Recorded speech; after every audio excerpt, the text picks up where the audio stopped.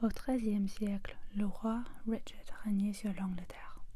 Bien qu'aimé de son peuple, il était avide de pouvoir. Il quitta le royaume pour mener des guerres à l'étranger et s'absenta de nombreuses années, confiant la gestion du pays à son frère, John. Le prince John était égoïste et bien plus cruel que son aîné. À cette même époque, un nouveau héros local émergeait dans la forêt de Sherwood. Depuis sa plus tendre enfance, on vantait l'adresse exceptionnelle de Robin des Bois au tir à l'arc. À l'adolescence, il ne connaissait plus de rival capable de le battre. Malgré son talent, Robin était réputé pour son humilité et sa gentillesse. Lorsque le roi Richard quitta l'Angleterre, la charge des vastes domaines forestiers fut confiée à son frère, John. Ces forêts et le gibier qu'elles abritaient appartenaient traditionnellement à tous. Mais le prince John, égoïste et méprisant envers le peuple, interdit aux gens du commun de chasser sur ces terres. Un jour, alors qu'il traversait la forêt, Robin des Bois croisa un groupe de nobles chasseurs. Ayant entendu parler de l'habileté légendaire de Robin, l'un des chasseurs, jaloux, se mit à le provoquer. « Si tu es aussi doué qu'on le prétend, saurais-tu décocher une flèche en plein cœur de ce cerf ?» Les autres chasseurs se mirent à railler Robin au sujet de ses origines modestes, affirmant qu'il ne serait pas à l'auteur du défi. Pour faire ses preuves, Robin décocha une unique flèche en l'air et atteignit le cerf avec une précision parfaite. Les chasseurs se mirent à applaudir et féliciter Robin, mais cela rendit le premier chasseur fou de jalousie. « Je vais rapporter ton acte au prince John et tu seras pendu, » hurla l'homme. Pris de panique, Robin s'enfuit en courant, mais les autres chasseurs, solidaires de leurs compagnons, se lancèrent à sa poursuite. Dans la confusion, Robin décocha une nouvelle flèche en l'air et tua sur le champ l'agresseur. Les autres chasseurs restèrent pétrifiés de stupeur, tandis que Robin prenait la fuite. Sachant que la loi ne lui pardonnerait jamais, Robin devint dès lors un hors-la-loi. À partir de ce jour, se promit-il, je vivrai dans la forêt de Sherwood et je protégerai le peuple contre cette tyrannie. Personne ne me dictera où je peux ou je ne peux pas chasser. Dans la forêt, Robin rencontra d'autres hommes ayant vécu des épreuves similaires et contraints à une vie d'errance. Tant de gens étaient persécutés par la noblesse que Robin des Bois se retrouva bientôt à la tête de sa propre troupe. Il fut élu chef pour son sens de la justice et son intelligence, et l'on lui remit un corps pour rassembler ses hommes en cas de besoin. Ces hommes chassaient, pêchaient et campaient à la belle étoile. Ils s'exerçaient au tir à l'arc et au maniement de l'épée. Ils rendaient visite aux familles des environs et veillaient à ce que chacun ait de quoi se nourrir. À mesure que la troupe s'agrandissait, ils commencèrent à détrousser les riches nobles traversant la forêt. Robin ne se prenait jamais aux pauvres, aux femmes ou aux enfants. Il veillait sur ceux qui avaient besoin, secourant les malades et les personnes âgées. Un jour, un chevalier nommé Sir Richard de la Lee traversa la forêt. Robin remarqua qu'il semblait accablé de chagrin, marchant la tête basse. « Vous paraissez tourmenté, sire, » dit Robin. « Puis-je vous être utile ?»« Ah, vous êtes donc Robin des Bois. Je n'ai rien que vous puissiez me prendre. J'ai été contrainte d'hypothéquer mes terres auprès de l'abbé de Sainte-Marie. Si je ne rembourse pas la somme d'ici demain, on me confisquera tous mes biens. » Touché par la détresse du chevalier, Robin accepta de lui prêter la somme nécessaire pour racheter ses terres. Le chevalier repartit empli de gratitude et fit connaître la bonté du garde forestier. Un autre jour, alors qu'il traversait un pont étroit enjambant un ruisseau, Robin trouva le passage bloqué par un inconnu à la stature imposante, armé d'un bâton en bois. Robin leva son arc, prêt au combat. « Laisse-moi passer, » exigea-t-il, mais l'inconnu rétorqua « Mais tu as un arc et des flèches, tandis que je n'ai qu'un bâton. Le combat serait inégal.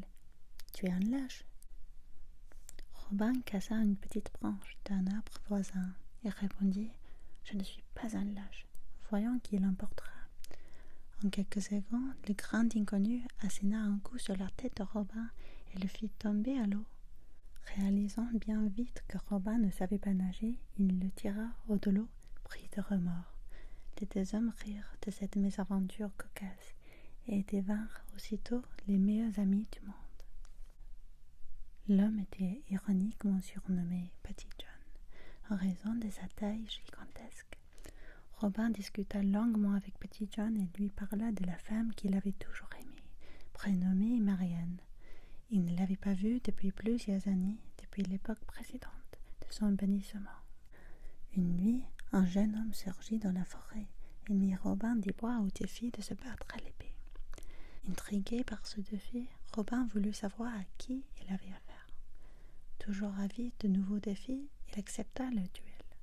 Au bout de quelques minutes, il fit tomber le chapeau de son adversaire, laissant apparaître une magnifique cascade de cheveux roux. Son adversaire éclata de rire. Robin comprit alors qu'il s'agissait de Marianne, l'amour de sa vie, venue de le retrouver. Le couple décida de se marier dans la semaine, cérémonie qui serait célébrée par Friar Tuck, un membre attachant de la bande de Robin. Nous capturerons les prochains nobles qui passeront par ici. Le noble suivant à passer fut un riche abbé. Les hommes de Robin l'amenèrent devant lui et l'on découvrit qu'il s'agissait de l'homme même qui avait chassé Sir Richard de Lally. On lui confisqua tout son or pour le banquet de noces, puis on l'attacha sur le dos d'un cheval, le visage tourné vers la queue de la bête, avant de le renvoyer dans la forêt. L'assemblée rit et dansa devant ce spectacle. Quelques années passèrent et les hors-la-loi continuèrent de vivre en harmonie.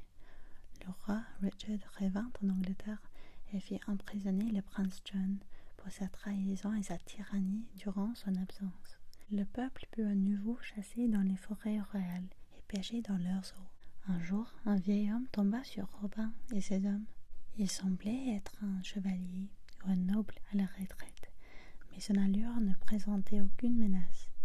Robin l'invita à partager le repas de ses amis et de sa famille. L'homme accepta avec joie et remercia les hommes pour leur hospitalité. « J'ai entendu dire, dit le vieil homme, que vous êtes le meilleur archer de toute l'Angleterre. » Il supplia Robin de faire la démonstration de son talent et plaça une cible au loin pour qu'il prouve son excellence. Ravi de faire plaisir à son invité, Robin ferma les yeux et décocha une flèche droite dans la cible. Les hommes acclamèrent sa précision impeccable. Encouragé par l'assistance, il tira une seconde flèche qui fondit la première en plein centre. Le vieil homme applaudit et finit par dire: « Si le roi pouvait voir votre talent et votre générosité, je suis certain qu'il vous pardonnerait vos méfaits. Seriez-vous prêt à servir le roi ou comptez-vous vivre éternellement en paria ?» Robin répondit: « Si le roi me pardonnait, je serais heureux de le servir. Je n'ai jamais voulu vivre en paria, mais veiller au bien-être de mon peuple. » Enfin, l'homme déclara: « C'est moi, le roi Richard. Je suis venu incognito à votre rencontre, vous dont on m'a tant parlé. Vous et tous vos hommes m'êtes pardonnés, et je vous remercie d'avoir veillé sur mon peuple durant mon absence. » Les hommes stupéfaits remercièrent le roi pour son pardon. Ils continuèrent à manger et à boire ensemble ce soir-là. Par la suite, Robin devint un favori du roi et aida à instaurer de nombreuses lois pour protéger le peuple. Robin des Bois, sa famille et ses hommes vécurent des longues et belles vies. Lorsque Robin sentit la mort approcher, il prit son arc et ses flèches, puis demanda à Petit John de le porter dans la forêt de Sherwood. « Là où ma flèche retombera, enterrez-moi avec mon arc, » demanda-t-il. Il rassembla toutes les forces qui lui restaient pour tirer une flèche, puis s'éteignit paisiblement. Petit John l'enterra comme promis, et des gens vinrent de toutes parts pour se recueillir sur sa modeste tombe.